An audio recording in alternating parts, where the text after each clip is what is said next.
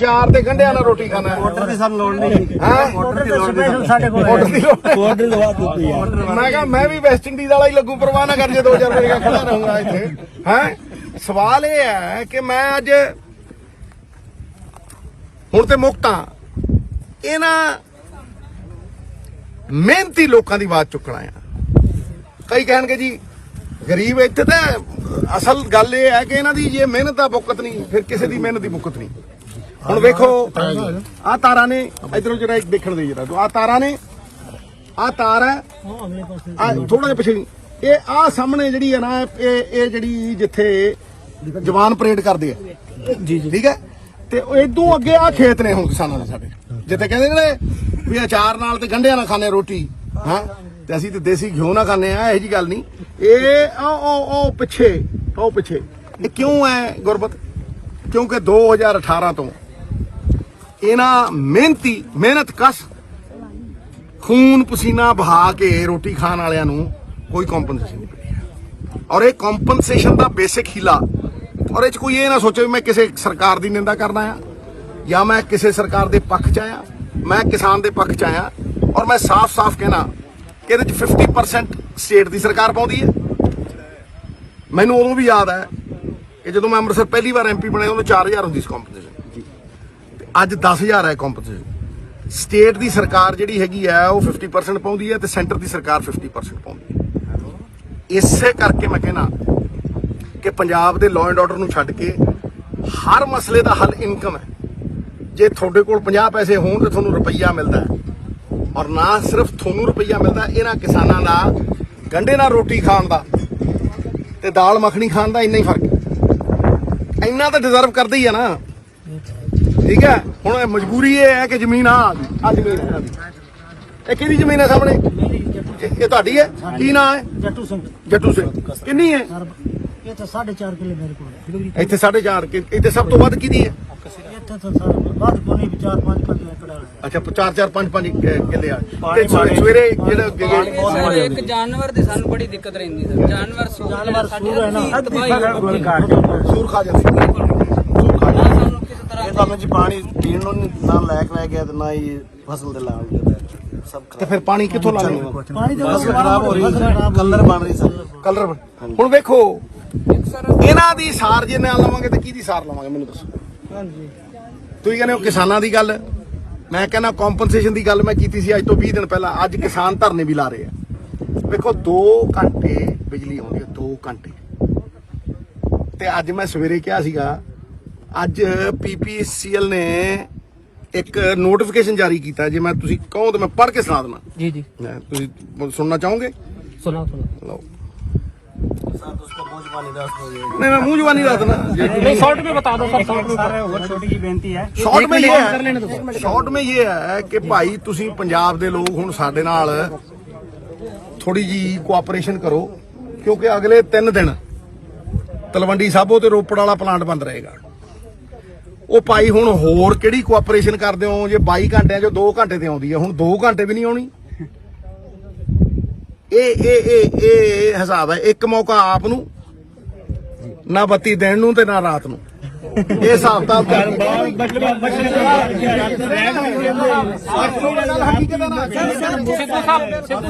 सिद्धू साहब ये पंजाब में मच्छर रहेगा पिंड एक मिनट यार बात कर लेना।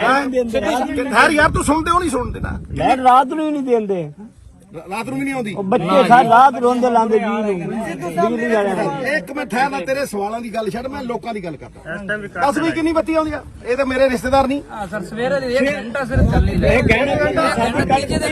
ਤੇ ਰਾਤੀ रात को तकरीबन 11:30 ਕਿੰਨੇ ਮਣ?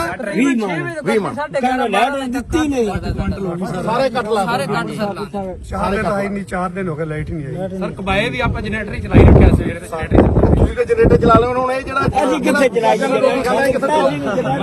100 ਰੁਪਏ ਲੀਟਰ ਸਰ ਡੀਜ਼ਲ ਹੈਗਾ 100। ਸਿੱਧੂ ਸਾਹਿਬ ਛੋਟੀਆਂ ਛੋਟੀਆਂ ਦੁਕਾਨਾਂ ਹਟ ਜਾ ਯਾਰ। ਛੋਟੀਆਂ ਛੋਟੀਆਂ ਦੁਕਾਨਾਂ ਤੇ ਛਾਪੇ ਮਾਰਨੇ ਸ਼ੁਰੂ। ਮੇਰੇ 30,000% ਜੁਰਮਾਨਾ ਕਰਕੇ ਵੀ 13 ਮਾਫੀ ਵਾਲਾ ਮੀਟਰ ਲੱਗਿਆ ਜੀ। ਛੋਟੀ ਦੁਕਾਨ ਕਰਿਆਨੇ ਦੀ ਆਹ ਹਾਲ ਸ਼ੁਰੂ ਕਰਤਾ ਪਿੰਡ ਦੇ ਵਿੱਚ। ਇਹਨੇ ਧੱਕੇਸ਼ਾਹੀ ਹੋ ਰਹੀ, ਮਤਲਬ ਜਿਹਦੇ ਕੋਲ 30 ਰੁਪਏ ਨਹੀਂ ਹੈਗੇ। ਹੁਣ ਜਿਹੜੀ ਝਾੜ ਘਟਣ ਦੀ ਗੱਲ ਕੀਤੀ ਹੈ, ਮੈਂ ਪਿਛਲੇ 20 ਦਿਨਾਂ ਦਾ ਕਹਿ ਰਿਹਾ ਕਿ ਭਾਵਾਂ ਝਾੜ ਘਟਿਆ ਪਰ ਪਰਮਾਤਮਾ ਹਰੇਕ ਅਖਿਆਈ ਦੇ ਵਿੱਚ ਕੋਈ ਨਾ ਕੋਈ ਖਿੜਕੀ ਦਰਵਾਜ਼ਾ ਜ਼ਰੂਰ ਖੋਲ੍ਹਦਾ। 4000 ਰੁਪਏ ਨੂੰ 3500 ਰੁਪਏ ਨੂੰ ਇੰਟਰਨੈਸ਼ਨਲ ਮਾਰਕੀਟ ਦੇ ਵਿੱਚ ਕਣਕ ਵਿਕ ਰਹੀ ਹੈ ਕਿਉਂਕਿ ਕਣਕ ਦੀ ਸਕੈਰਸਿਟੀ ਹੈ ਔਰ ਖਾਸ ਤੌਰ ਤੇ ਯੂਕਰੇਨ ਔਰ ਰਸ਼ੀਆ ਦੀ ਲੜਾਈ ਕਰਕੇ ਇਸ ਆਪਦਾ ਕਰਕੇ ਇਹ ਕਣਕ ਬੜੀ ਜ਼ਿਆਦਾ ਮਹਿੰਗੀ ਹੋ ਗਈ ਹੈ। ਹੁਣ ਮੈਨੂੰ ਦੱਸੋ 400 ਰੁਪਏ ਕੰਪਨਸੇਸ਼ਨ ਕਿਉਂ ਨਹੀਂ ਦੇ ਰਹੇ ਭਾਈ? ਦੂਜੀ ਗੱਲ 22 ਕਿਸਾਨਾਂ ਨੇ ਖੁਦਕੁਸ਼ੀ ਕਰ ਲਈ। ਮੈਂ ਤੁਹਾਨੂੰ ਜੇ ਨਾਮ ਤੁਸੀਂ ਨਾਮ ਤੁਹਾਡੇ ਕੋਲ ਹੋਣੇ, ਲੇਕਿਨ ਕਿਸ ਤਰੀਕੇ ਨਾਲ ਕਿਸੇ ਨੇ ਗੱਡੀ ਅੱਗੇ ਆ ਕੇ, ਕਿਸੇ ਨੇ ਫਾਹਾ ਲਾ ਕੇ, ਕਿਸੇ ਨੇ ਟੋਭੇ ਛਾਲ ਮਾਰ ਕੇ, ਟੋਭੇ 'ਚ ਨੀਵਾਂ ਹੋ ਕੇ ਉੱਥੇ ਛਾਲ ਮਾਰ ਕੇ, ਕਿਸੇ ਨੇ ਗੱਡੀ ਦੇ ਅੱਗੇ ਛਾਲ ਮਾਰ ਕੇ। ਕੱਲ ਪਰਸੋਂ ਮੈਂ ਗਿਆ ਸੀ ਜਿੱਥੇ ਆਪਾਂ ਗਏ ਸੀ, ਕਿੱਥੇ ਗਏ ਸੀ? ਮੋੜ ਗਿਆ ਸੀ ਮੈਂ, ਨਹੀਂ ਨਾਭੇ, ਤੁੰਗਾ ਨਾਭੇ ਗਿਆ ਸੀ ਮੈਂ। ਉਹਨੇ ਸਲਫਾਸ ਖਾ ਕੇ, ਔਰ ਕਹਿੰਦੇ ਇੰਨੀ ਕੁ ਦਰਦ ਹੁੰਦੀ ਹੈ ਜਦੋਂ ਸਲਫਾਸ ਖਾਂਦਾ ਬੰਦਾ, ਅੰਤਾਂ ਉਤਾਂ ਪੜਦੀ, ਕਹਿੰਦੇ ਮਤਲਬ ਜਿਵੇਂ ਮੱਚ ਹੀ ਮਰ ਗਿਆ ਸੀ। ਕਹਿੰਦੇ ਕੋਈ ਅਹਿਸਾਸ ਹੀ ਨਹੀਂ ਸੀ ਉਹਨੂੰ, ਕਹਿੰਦਾ ਮੈਂ ਜੀ ਕੇ ਲੈਣਾ ਕੀ ਹੈ। ਔਰ ਉਹ ਇਸ ਕਰਕੇ ਵੀ ਅਗਲੇ ਠੇਕੇ ਲੈਣ ਤੋਂ ਅੱਜ ਉਹਦੀ ਹਾਲਾਤ ਇਹੋ ਜਿਹੇ ਨਹੀਂ ਕਿ ਮੈਂ ਅਗਲਾ ਠੇਕਾ ਲੈ ਸਕਾਂ। ਸੋ ਇਸ ਕਰਕੇ ਮੈਂ ਫੇਰ ਦਰਖਾਸਤ ਕਰਦਾ ਸੈਂਟਰ ਦੀ ਸਰਕਾਰ ਨੂੰ ਕਿ ਨੰਬਰ 1 ਜਿਹੜੇ ਤਾਰਾਂ ਪਾਰ ਵਾਲੇ ਜਿੰਨੇ ਕਿਸਾਨ ਨੇ ਇਹਨਾਂ ਦੀ ਮੈਂ ਡਿਪਟੀ ਕਮਿਸ਼ਨਰ ਨੂੰ ਵੀ ਫੋਨ ਕੀਤਾ ਸੀ ਤੇ ਡਿਪਟੀ ਕਮਿਸ਼ਨਰ ਕਹਿੰਦਾ ਸਰ ਮੈਂ ਦੇਖ ਕੇ ਦੱਸੂਗਾ। ਤੇ ਮੈਨੂੰ ਤਾਂ ਪਤਾ ਸੀ ਵੀ 2018 ਤੋਂ ਕੋਈ ਕੰਪਨਸੇਸ਼ਨ ਨਹੀਂ ਮਿਲੀ। ਇਸੇ ਕਰਕੇ ਮੈਂ ਕਹਿੰਦਾ ਕਿ ਮਾਫੀਆ ਰਾਜ ਖਤਮ ਹੋਣਾ ਚਾਹੀਦਾ ਹੈ। ਕਿਉਂ ਅਸੀਂ ਸੁਵਿਧਾਵਾਂ ਨਹੀਂ ਦੇ ਸਕਦੇ? ਕਿਉਂ ਅਸੀਂ ਸਹੂਲਤਾਂ ਨਹੀਂ ਦੇ ਪਾ ਰਹੇ? ਕਿਉਂ ਅਸੀਂ 600 ਯੂਨਿਟ ਨਹੀਂ ਦੇ ਪਾ ਰਹੇ? ਕਿਉਂ ਇਹਨਾਂ ਕੱਚਿਆਂ ਨੂੰ ਪੱਕੇ ਨਹੀਂ ਕਰ ਪਾ ਰਹੇ? ਕਿਉਂ ਇਹ ਨੌਕਰੀਆਂ ਜਿਹੜੀਆਂ ਦਿੱਤੀਆਂ ਨੇ ਇਹਨਾਂ ਨੂੰ ਨੋਟੀਫਿਕੇਸ਼ਨ ਨਹੀਂ ਕਰ ਪਾ ਰਹੇ? ਕਿਉਂਕਿ ਸਾਡੇ ਕੋਲ ਸੋਰਸਸ ਆਫ ਇਨਕਮ ਹੈ ਹੀ ਨਹੀਂ। ਸਮਝੋ ਜੇ ਹੋਣ ਤੇ 50 ਪੈਸੇ ਦੇ ਕੇ ਤੁਸੀਂ ਰੁਪਈਏ ਲੈ ਸਕਦੇ। ਔਰ ਇਹ ਜਿਹੜੀ ਇਨਕਮ ਹੈ 2007 ਚ ਇਹ ਸਟੇਟ ਦੀ ਇਨਕਮ ਨੂੰ ਡਬਲ ਕਰ ਸਕਦੇ ਆ। ਹੁਣ ਜੇ 50 ਪੈਸੇ ਪਾ ਕੇ ਤੁਹਾਨੂੰ ਰੁਪਈਆ ਦਿੰਦਾ ਹੋਵੇ, ਇੱਕ ਮਿੰਟ ਜੇ ਤੁਹਾਨੂੰ 50 ਪੈਸੇ ਪਾ ਕੇ ਰੁਪਈਆ ਦਿੰਦਾ ਹੋਵੇ ਤੇ ਤੁਸੀਂ ਕਿਉਂ ਨਹੀਂ ਲਓਗੇ? ਮੈਂ ਇਹੀ ਕਹਿਣਾ ਕਿ ਇਸ ਮਾਫੀਆ ਨੂੰ ਮਾਰੋ। 6 ਚੀਜ਼ਾਂ ਨੇ ਜਿਹੜੀਆਂ ਅੱਜ ਸਰਕਾਰ ਕਰ ਸਕਦੀ ਹੈ। ਨੰਬਰ 1 ਸ਼ਰਾਬ, ਇਹਨਾਂ ਦੀ ਚੰਗੀ ਨੀਤੀ ਆਣੀ ਚਾਹੀਦੀ ਹੈ। ਇਹ GST ਤੋਂ ਪਰੇ ਨੇ, ਠੀਕ ਹੈ ਜੀ। ਨੰਬਰ 2 ਸੈਂਡ, ਕੇਜਰੀਵਾਲ ਸਾਹਿਬ ਤਾਂ ਝੂਠੇ ਨੇ, ਸੁਖਬੀਰ ਨਾਲ ਕੰਪੀਟੀਸ਼ਨ ਹੈ ਉਹਨਾਂ ਦਾ, ਠੀਕ ਹੈ ਕਿ ਨਹੀਂ? ਉਹ ਤੇ ਇੰਨੇ ਝੂਠੇ ਨੇ। ਉਹ ਕਹਿੰਦਾ 20,000 ਕਰੋੜ ਰੇਤੇ ਚੋਂ ਕੱਢਾਂਗੇ। ਜਦ ਤੱਕ ਠੇਕੇਦਾਰੀ ਸਿਸਟਮ ਹੈ ਨਾ 20,000 ਕਰੋੜ ਕੀ 200 ਕਰੋੜ ਨਹੀਂ ਨਿਕਲਦਾ, ਠੀਕ ਹੈ। ਇਹ ਚੀਜ਼ਾਂ GST ਤੋਂ ਬਾਹਰ ਨੇ, ਇਹਨਾਂ ਚੋਂ ਪੈਸੇ ਨਿਕਲ ਸਕਦੇ ਆ, ਰੇਤੇ ਚੋਂ, ਸ਼ਰਾਬ ਚੋਂ, ਟਰਾਂਸਪੋਰਟ ਚੋਂ ਤੇ ਕੇਬਲ ਚੋਂ। ਅੱਜ ਕਿਤੇ ਛਾਪਾ ਛੂਪਾ ਮਾਰਿਆ, ਮੈਂ ਤਾਰੀਫ ਕਰਦਾ। ਉਸ ਤੋਂ ਬਾਅਦ ਜ਼ਮੀਨਾਂ ਕਬਜ਼ੇ 'ਚ ਨੇ, ਬੜੇ ਬੜੇ ਧਨਾਟਾਂ ਨੇ ਜ਼ਮੀਨਾਂ ਕਬਜ਼ੇ 'ਚ ਕੀਤੀਆਂ ਹੋਈਆਂ ਨੇ। ਬੜੀਆਂ ਸਟੇਟਮੈਂਟਾਂ ਸੁਣੀਆਂ, ਮੈਨੂੰ ਬੜੀ ਖੁਸ਼ੀ ਹੈ। ਅਸੀਂ ਤੇ ਜਿਹੜੇ ਚੀਫ ਮਿਨਿਸਟਰ ਨੂੰ ਦੇ ਕੇ ਆਏ ਸੀ ਰਿਪੋਰਟ ਬਣਾਈ ਕਿ ਮੈਂ ਸੀ ਚੇਅਰਮੈਨ ਸਬ ਕਮੇਟੀ ਦਾ, ਮੈਂ ਜਿਹੜੇ ਚੀਫ ਮਿਨਿਸਟਰ ਨੂੰ ਦੇ ਕੇ ਉਹਦੀ ਆਪਦੀ ਦੱਬੀ ਹੋਈ ਸੀ ਤੇ ਉਹਨੇ ਕਾਰਵਾਈ ਕਰਨੀ ਸੀ। ਕਰੋ ਕਾਰਵਾਈ, ਠੋਕ ਕੇ ਅਸੀਂ ਨਾਲ ਖੜੇ ਹਾਂ। ਫਿਰ ਜਿਹੜੀ ਹੈ ਟੈਕਸ ਕੰਪਲਾਇੰਸ, ਸਹੂਲਤਾਂ ਦਿੱਤੀਆਂ ਨਹੀਂ ਤੇ ਟੈਕਸ ਕਿੱਥੋਂ ਦੇਣੇ ਆ ਲੋਕਾਂ ਨੇ, ਲੇਕਿਨ ਫਿਰ ਵੀ ਕਈ ਟੈਕਸ ਨਹੀਂ ਦਿੱਤੇ ਹੁੰਦੇ, ਉਹਨਾਂ ਤੋਂ ਪੈਸੇ ਜਨਰੇਟ ਹੋ ਸਕਦੇ। ਜੇ ਉਹ ਪੈਸੇ ਅੱਜ ਸਾਡੇ ਕੋਲ ਹੋਣ, ਮੁਲਾਜ਼ਮ ਵੀ ਪੱਕੇ ਹੁੰਦੇ ਆ,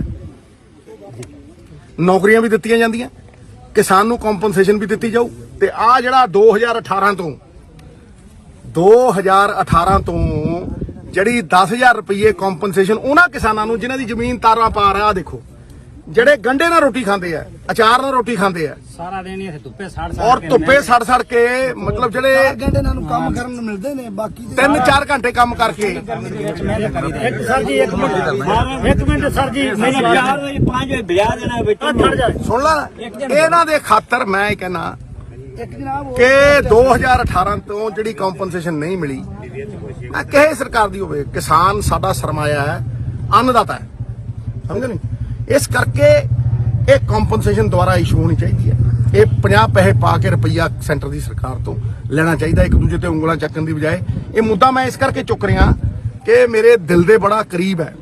ਇਹ ਚਾਹੇ ਫਿਰੋਜ਼ਪੁਰ ਹੋਵੇ, ਚਾਹੇ ਅੰਮ੍ਰਿਤਸਰ ਹੋਵੇ, ਚਾਹੇ ਗੁਰਦਾਸਪੁਰ ਹੋਵੇ, ਇਹ ਤਿੰਨੇ ਡਿਸਟ੍ਰਿਕਟਾਂ ਦੇ ਵਿੱਚ 31,000 ਏਕੜ ਜ਼ਮੀਨ ਆਉਂਦੀ ਹੈ।